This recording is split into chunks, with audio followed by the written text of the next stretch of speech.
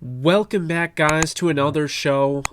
This time it's going to be a little different. I was planning on doing Aaron Rodgers and Tom Brady GOAT conversation. I've gone through, I've crunched all the numbers, I've done all the comparisons. I could have come out with a pretty awesome video on that, but we're going to table that because I have to talk about Jared Goff.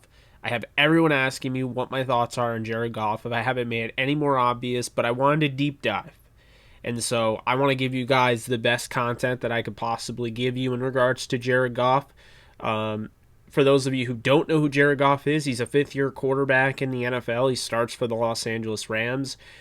He has been in a Super Bowl. He has lost in the first round of a wild card playoff round. He missed the playoffs twice. But this year, he's part of the fifth seed in the NFC, coached by head coach Sean McVay. There's a lot going on here with Jared Goff, and we're going to go through. I've compiled a bunch of data that you will see throughout this video.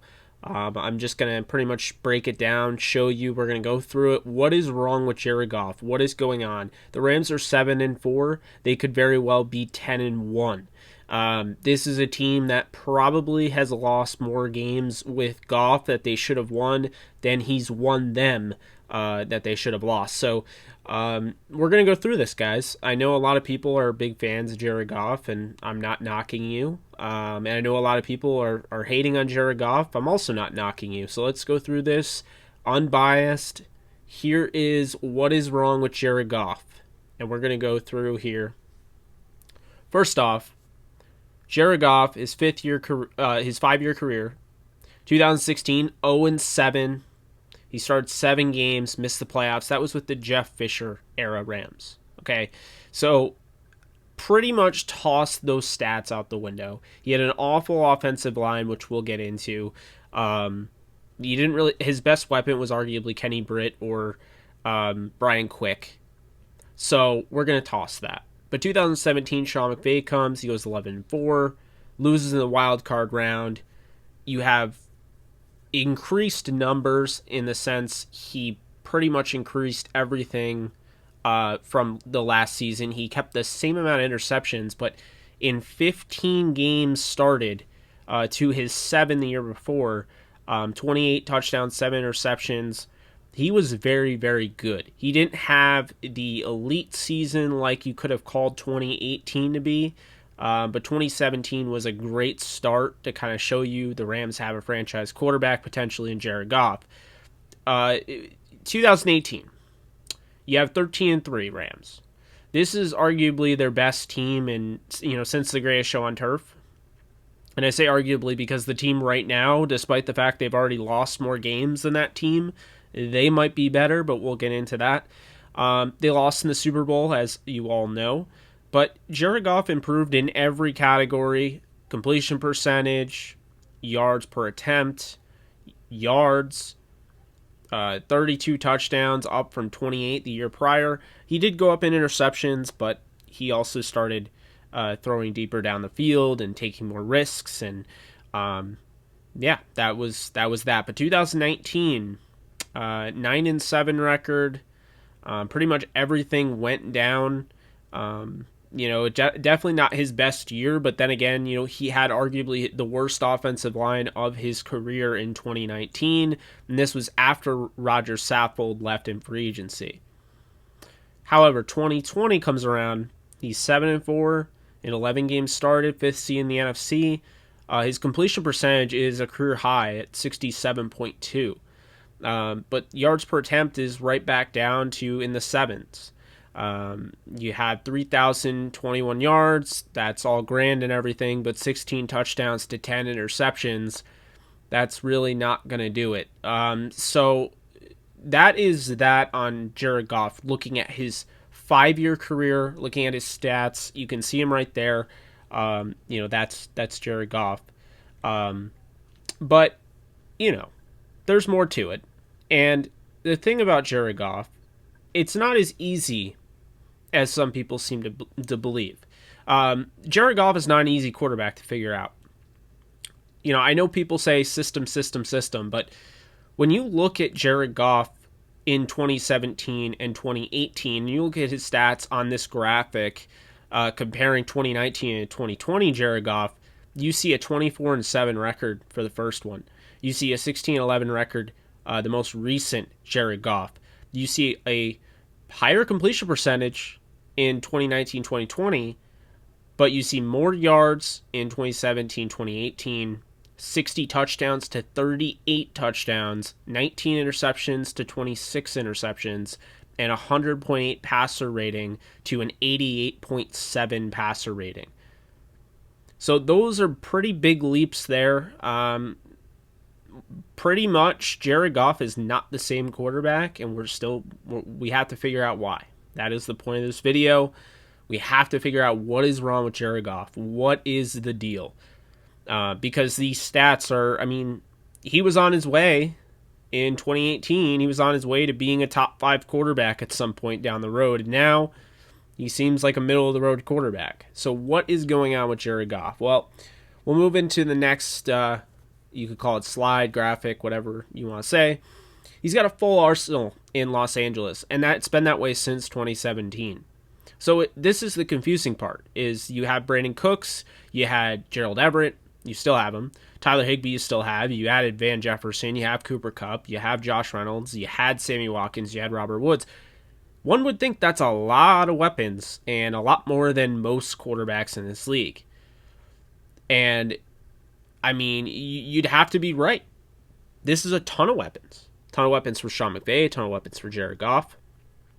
So why, if they retained Cooper Kupp and Robert Woods and Tyler Higbee, Gerald Everett, Josh Reynolds, all those years, why is he struggling? The interesting thing with the Rams is the offensive line. I feel like the Rams are just notoriously bad according to outsiders. Everyone thinks the Rams' offensive line is bad, but if you actually took a gander at this season, they're 8th in pass blocking and 3rd in run block, according to PFF. These are all according to PFF, but 2019, they were 29th in pass block, 26th in run block. That was after Saffold left. 2018, which is the Super Bowl team, 5th in pass block, 1st in run block. 2017, 13th in pass block, 4th in run block. In 2016, 21st in pass block, 29th in run block. So here's the interesting thing here. This 2020 offensive line, despite losing Andrew Whitworth, it's still in the top 10 in both cases, both categories. So why is Jared Goff struggling? Why is he turning the ball over? Why is he having games like he had against the 49ers and the Miami Dolphins as of late? Why? We have to figure that out. So we move on. Todd Gurley. You had to imagine you're looking at a Jared Goff, what's wrong with Jared Goff video. You have to imagine Todd Gurley is going to be a part of it. Todd Gurley was the engine of this offense.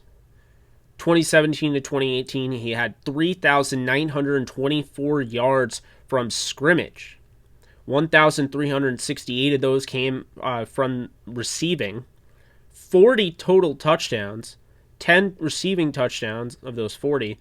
658 total touches and 123 receptions. On the other hand, 2019, things started right around when Jared Goff started to kind of lose it. Things started to change. Todd Gurley wasn't the same. As you can see in his stats, 1,064 yards from scrimmage, 207 receiving yards, 14 total touchdowns, 2 receiving touchdowns, 254 touches, 31 receptions. So now I know everyone's saying, well, duh, of course it's connected to Todd Gurley. Yeah, it is. But it's not just Todd Gurley. And you're going to see, and I'm going to explain by point as we move on. Jared Goff, under pressure, he has struggled mightily against the blitz. He has struggled mightily against pressure. He's actually done well against the blitz. When Jared Goff is blitzed, 821 dropbacks, he has a 59.1 completion percentage, 5,765 yards, 39 touchdowns, 16 interceptions, and 44 sacks. So he's been sacked 44 times. That means he's doing a really nice job of taking care of the football. Why do I say that? Well, look at the other line where he's pressured. 885 dropbacks, 41.8 completion percentage, 4,052 yards, 24 touchdowns, 23 interceptions, 129 sacks. So Jared Goff has never really been great at sensing the pressure. And I just showed you 2 slides ago, this offensive line has been pretty good for the most part, except for 2019 and 2016. So what is the deal here?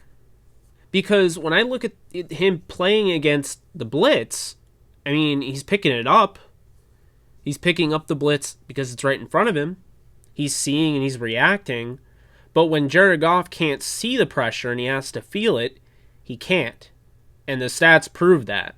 Now, before you say every quarterback in the league is, they struggle under pressure, I mean, Aaron Rodgers has a 48 completion percentage. So, I mean, the completion percentages are going to be in the 40s, but 41.8 is very, very bad. But more importantly, I want to gear you towards the 23 interceptions. That is ridiculous. He almost has more interceptions than touchdowns. And this is a franchise quarterback we're talking about. So this is an issue. But here is the most underrated, least talked about issue of Jared Goff's fall. And that to me is the running back receiving game usage.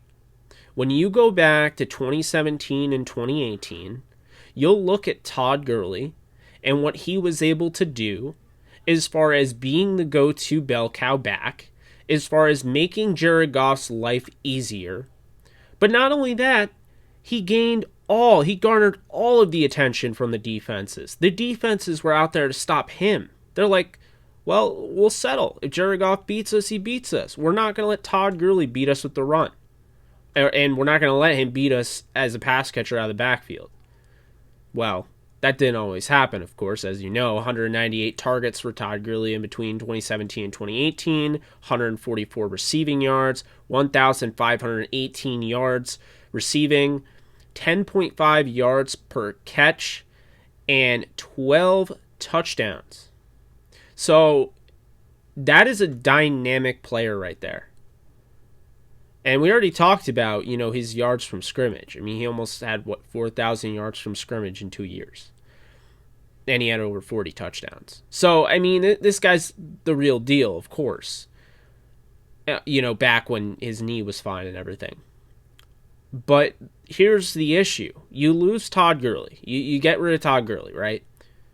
Well, 2019 and 2020, Todd Gurley was still on the roster in 2019. So we'll show you the 2019-2020 stats. Well, as you can see, they're right there. 111 targets, 72 receptions, 536 yards, 7.4 yards per catch, and 4 touchdowns. So before you say Todd Gurley is the reason Jared Goff fell out, keep this in mind. And I hate doing it, but Sean McVay deserves some blame here. Clearly, what was working for Jared Goff is when he had that outlet. He had the outlet to go to the running back out of the backfield. He doesn't have that. They went away from that for some reason. And once they went away from that, their offense started to take a tumble. So you already heard the 2017-2018 stats. You heard the 2019-2020 stats. That is an issue. That's a significant issue. And not only is it making it more obvious for what you're doing, it's taking away that outlet for Jared Goff. It's taking away the fact that it's one less thing for the defense to worry about since you've only done it 111 times. You've thrown to the running back since 2019.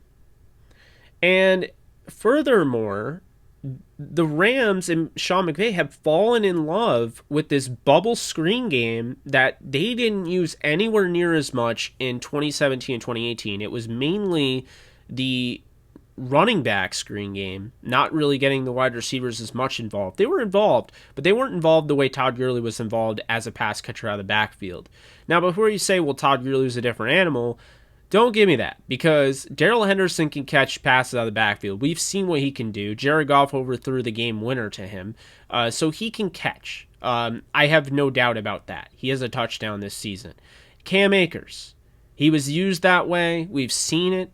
Going back to Florida State, they used him in all different ways. He can catch. Malcolm Brown can catch. So I don't understand how, basically what didn't need to happen is just because Todd Gurley left the building didn't mean your whole offensive philosophy had to leave the building with it. So that is a big issue, and I think that, that's something that was really helping out Jared Goff, and I think that's hurting Jared Goff to not have that outlet. I don't think they rely on it as much, and they go with that bubble screen game, which requires a lot of stress on your blockers. Your blockers really have to hit it home, and you have to find the right angle, and that thing can pop. But I think it's a pretty risky play in general. The way Jared Goff's been turning the ball over, I think you're just putting too much pressure on him in that regard. So I definitely think the Rams need to go back to this. I'd love to see, one of the beat writers, like a Jordan Rodriguez or someone coming the Rams right now, that has access to them, of course, to ask Sean McVay why they don't use the running backs as much in the passing game. Because the stats show Jared Goff was thriving when that was the case. So that's another reason why he's fallen off. I do think that's a huge reason that's not talked about anywhere near as much. It's not just Todd Gurley. Why did you let go of the receiving game out of the backfield? So this brings us to our Rams offensive tendencies, courtesy of Sharp Football Stats. He's done a great job of setting this up. But here's the really interesting thing. In 2020, the Rams are actually better than ever with Sean McVay on first down, if you'll notice that, right off the cuff. And on second down, they're right around, they're not as good, but they're equal to, somewhat 2019, 2018, 2017. But then, when you get to it, it's third down, they're very limited. The third and short is exactly, and you saw that, the way the Rams were game planning. They were trying to basically shave it down to a third and short, and it was working for them in the game against Tampa. It was working for them in the game against Seattle, and that's been kind of their go-to. But the problem is they have not been able to really toss the ball down the field, and Jared Goff seems uncertain at times about throwing the football down the field. Sean McVay does. Jared Goff turned in. He was originally in a bear raid offense at Cal. That was what made him so big. His high octane passing attack. And now he doesn't throw the deep ball anywhere near as much. It has become somewhat of an Alex Smith short and intermediate game type of thrower of the football. It's very interesting.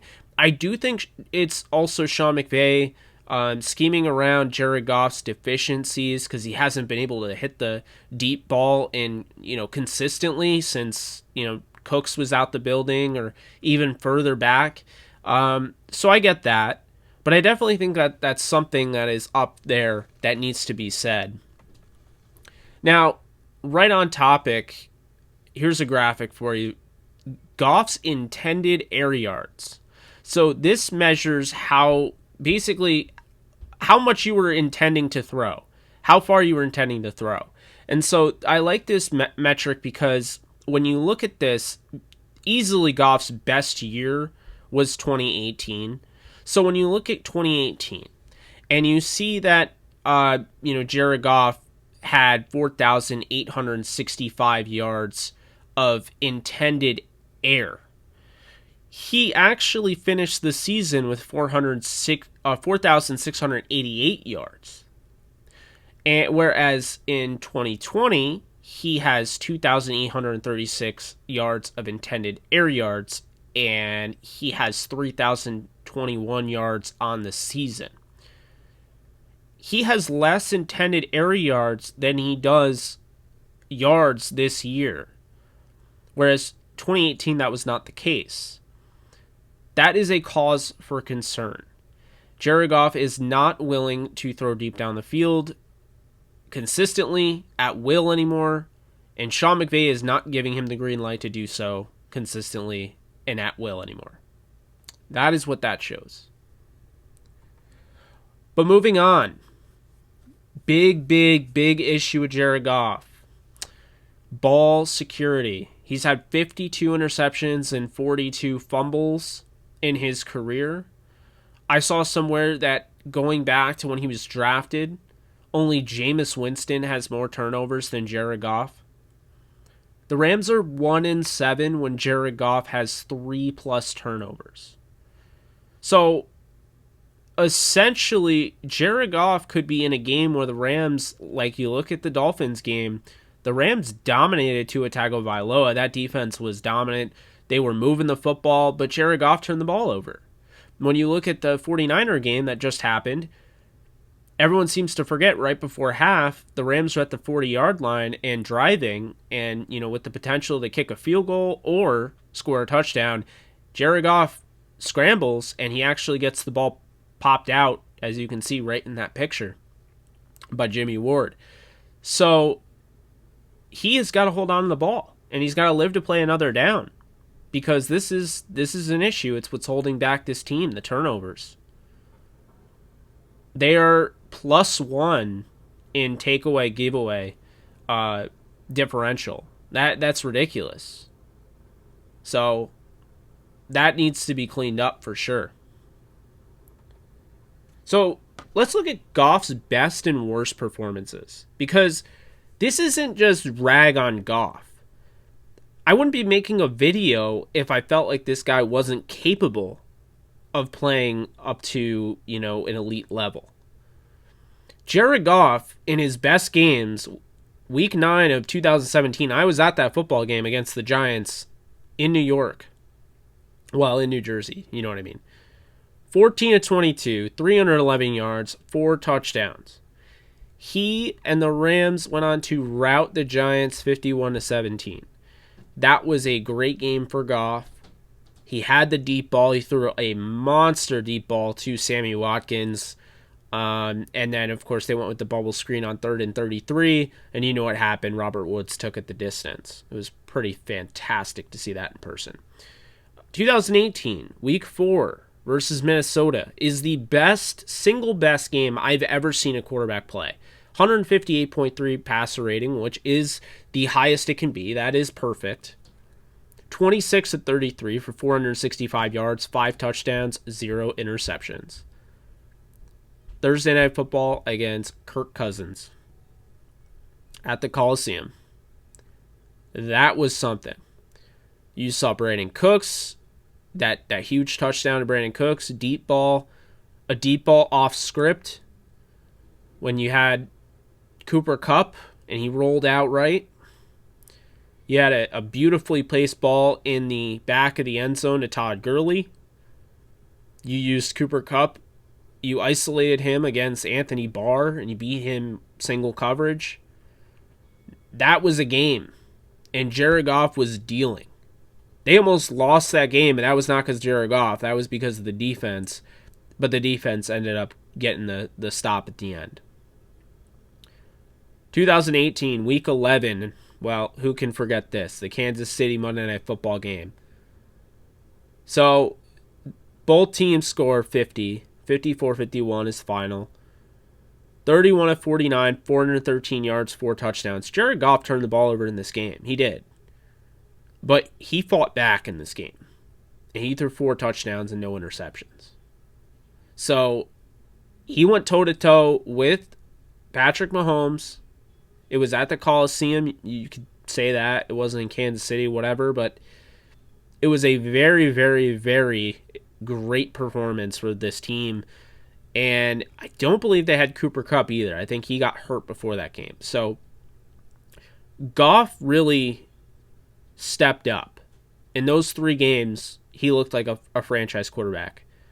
However, his worst games, I think 2 of them came this year, to be honest with you, which is why we're having this discussion. 2018, Week 14 against Chicago, 20 of 44, 180 yards, 4 interceptions. He went up against Mitchell Trubisky, who had the shoulder injury. He was terrible against Vic Fangio's defense, who, of course, set the blueprint to stop the Rams' offense that season for Bill Belichick and the Patriots in the Super Bowl. Week 8 of this year, in Miami, you all know, 35 of 61, 355 yards, 4 turnovers. I know he threw for 355 yards. I know he moved the ball, but 4 turnovers are the reason that the Rams, who held Tua Tagovailoa under 100 yards passing, lost that football game by 11. Moving on to Week 12. This just happened. That's right, I am saying the 49er game is one of the top 3 worst games of Jared Goff's career. 19 of 31. He had 3 turnovers, and he just looked very bad. Very bad. Missed a few throws. He missed the game winner to Darrell Henderson. He just overthrew a bunch of guys, and Jared Goff, it wasn't even the overthrows that really hit you. It's the fumble, like I said earlier, at the 40-yard line, driving down the field to score before half. The pick 6 coming right out of the half to a defensive lineman in Javon Kinlaw. And then the interception where no one knew where he was throwing, which that happens quite a lot now. So those are the 3 worst games and 3 best games. And I wanted to put those in here because I wanted to show you guys, remind you what he's capable of and what he has been recently doing and why we're talking about Jared Goff in a concerned fashion. Now look at this defense, folks. The 2020 LA Rams defense is the best defense Jared Goff has had in his career. Opponents' points per game, 19.5, which is 4th in the league. Opponent yards per game, 297, which is 2nd. Opponent's passing yards per game, 203.5, which is 3rd. Opponent rush yards per game, 93.5, which is 4th. Opponent yards per play, 4.7, which is 1st in the league. And takeaways per game, 1.6, which is 4th in the league, folks. Jared Goff has the best defense of his career, and he cannot afford to waste this. Now, how many times have you seen a quarterback like a Tony Romo or an Aaron Rodgers or somebody along those lines, Russell Wilson, have to carry their team, score 40-something points and still lose because their defense isn't very good? Jared Goff doesn't have to worry about that.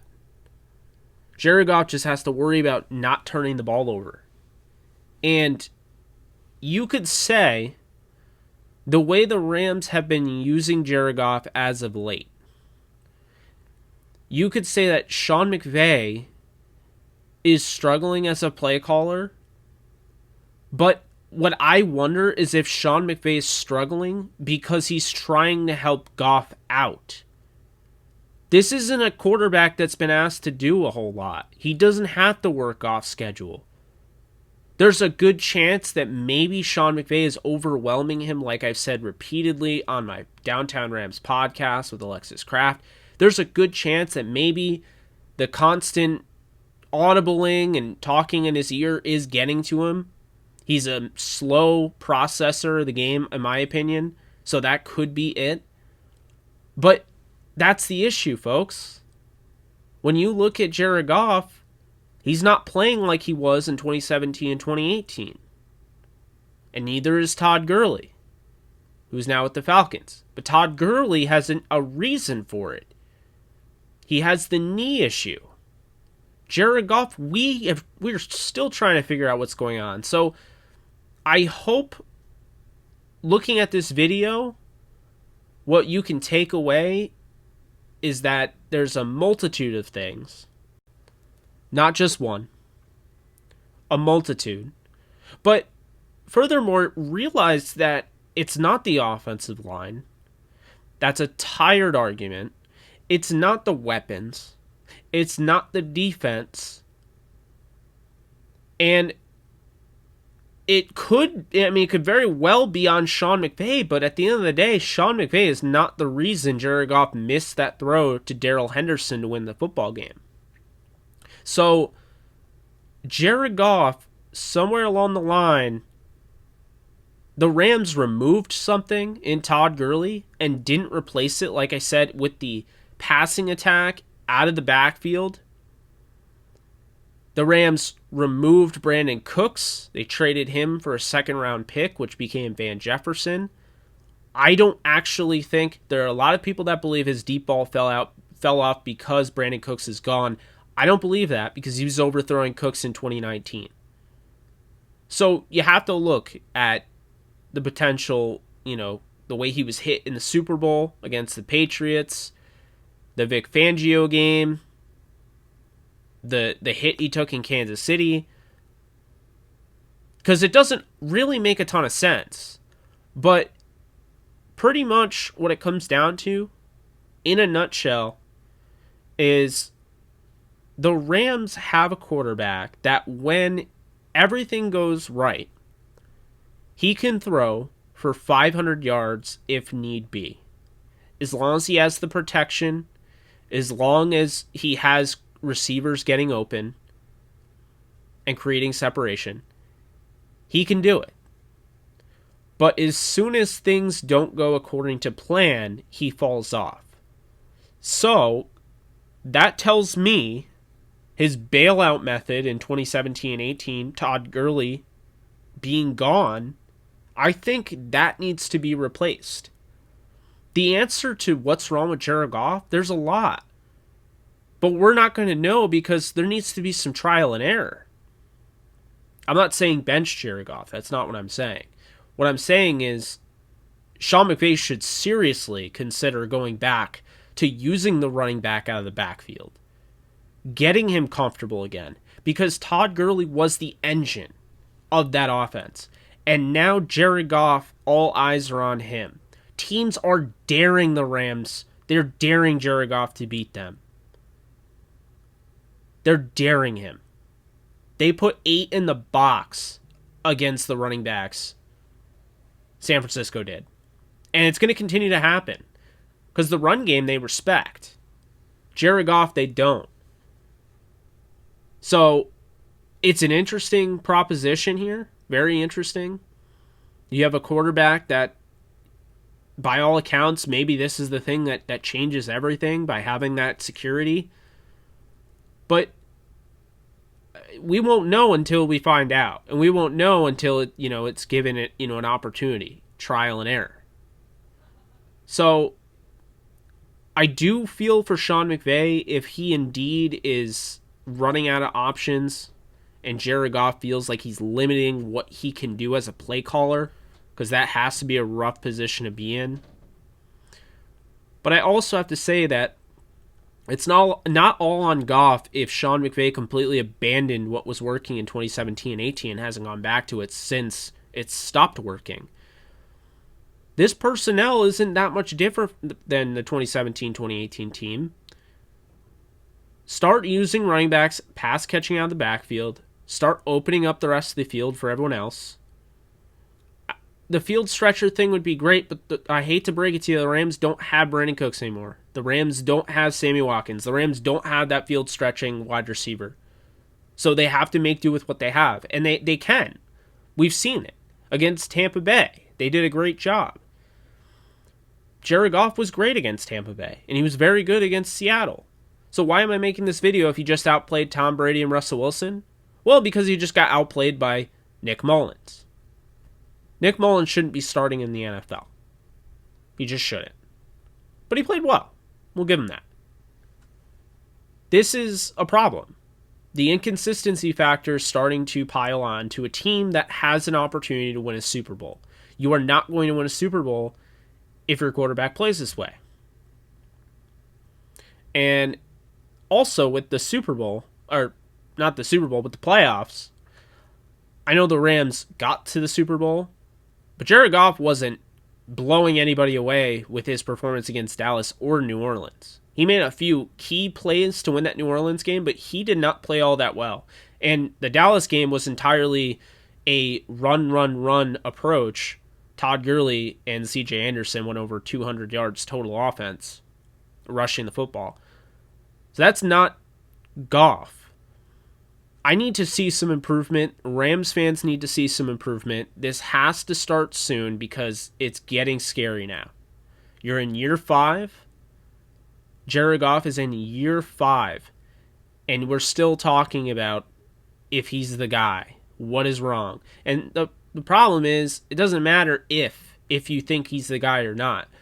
The Rams are married to him until at least 2023. That's their opt-out. And they're not going to bench him for John Wolford, even if it is the right decision at any point down the line, because they're just not going to do that. There's a lot of stats that would tell you that Jared Goff is having a fantastic career with the Rams, but there's also stats that you can pull up that say, well, he had 2 really good years and then he fell off a cliff. And he's not anywhere near the same quarterback he was. And I want to know why. So that's the interesting thing. It's really interesting. We really don't know. And so I think it's a combination with the play calling. I think it's a combination of the fact that there's no running backs pass catching out of the backfield. I think it's a combination of the fact that, Jared Goff has in some way, shape, or form lost confidence in his deep ball and has lost confidence in the pocket. I feel like Jared Goff is rattled. And I feel like he is what he is, and he's also, just that inconsistent guy that's going to play well and is going to struggle. And you're going to have to, go through it. That's part of, going through the motions of starting a quarterback like Jared Goff. But it's all very interesting to me. All very interesting. I gave you a boatload of information, boatload of stats, dug them up. His under pressure stats are very interesting to me. The way he picks up blitzes are very interesting to me. I just think, this guy right now is 32nd in the league in average completed air yards. So whether he doesn't want to throw down the field or Sean McVay doesn't, the Rams have changed their approach entirely for a 26-year-old quarterback that's in his 5th year. He should be getting better, not worse, and that's the issue we have today. So as the Rams get ready this week for the next upcoming game, actually 2 upcoming games within a few days in between each other, they play Arizona. They have to figure out how to stop Kyler Murray and have to hope Jared Goff doesn't turn the ball over. Then they play the New England Patriots, the same New England Patriots, not the same exact team, but the same organization and same head coach that stifled Jared Goff in the Super Bowl. So it's all very interesting, folks. When you look at it, Jared Goff, I have no doubt, is probably going to win the next 4 out of 6 games moving forward. But we have to stop lowering our expectations and be like, well, that was a good game for Goff considering. There should be no considering when you spend $35 million on a starting quarterback after trading the farm to get him number 1 overall. There shouldn't. There should absolutely be no considering. There should be simple as this. I believe he can do this, and this is what he'll do. If he doesn't go up, if he can't be held to those standards, then you have bigger issues. So those are my thoughts. I hope you guys enjoyed. I hope I explained my scenario here. There are a lot of issues going on with Goff. I don't think it's entirely on him. But we can't just look away and say, well, quarterbacks just turn the ball over. Quarterbacks make mistakes. Yeah, but he's still making mistakes he made his rookie year. Can't have that. And the inconsistent mechanics. Can't have that. So, again, hope you guys enjoyed. Let me know. Let's talk about this in the comments. Let's have a nice conversation about Jared Goff. I know Rams fans have been dying for me to make some more Rams videos. Well, here's one for you. But until next time, which is when I'll likely, assuming I don't push it back for another crazy topic out there that's being heavily requested, I will be finally talking about the GOAT conversation between Aaron Rodgers and Tom Brady. So again, I appreciate you guys for watching. For my Rams fans, go Rams. Hopefully Jared Goff gets it together. Hopefully Sean McVay listens to this and starts using the running backs in the passing game, because I do think that's ultimately the thing no one's talking about that has the biggest impact. But until next time, guys, later.